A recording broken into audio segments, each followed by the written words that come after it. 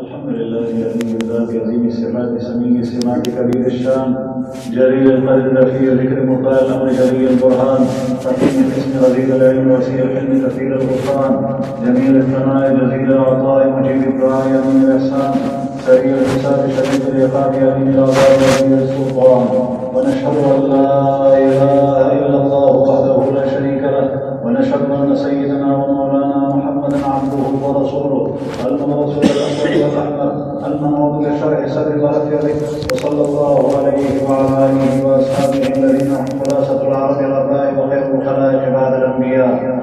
اما بعد، فيا ايها الناس وحدوا الله فان التوحيد راس الطاعه، واتقوا الله فان التقوى ملاك الحسنات، وعليكم بالسنه فان السنه تهدي الى الاكرام. ومن اطاع الله ورسوله فقد رشد واهتدى، واياكم والبدع فان البدع تهدي الى المعصيه.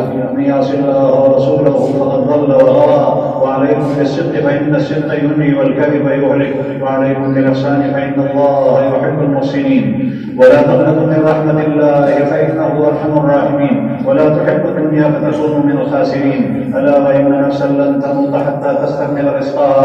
فاتقوا الله واجملوا في الطلب وتوكلوا عليه فان الله يحب المتوكلين. ودعوه فان ربكم مجيب الداعين. واستغفروه يمددكم باموال وبنين. اعوذ بالله من الشيطان الرجيم.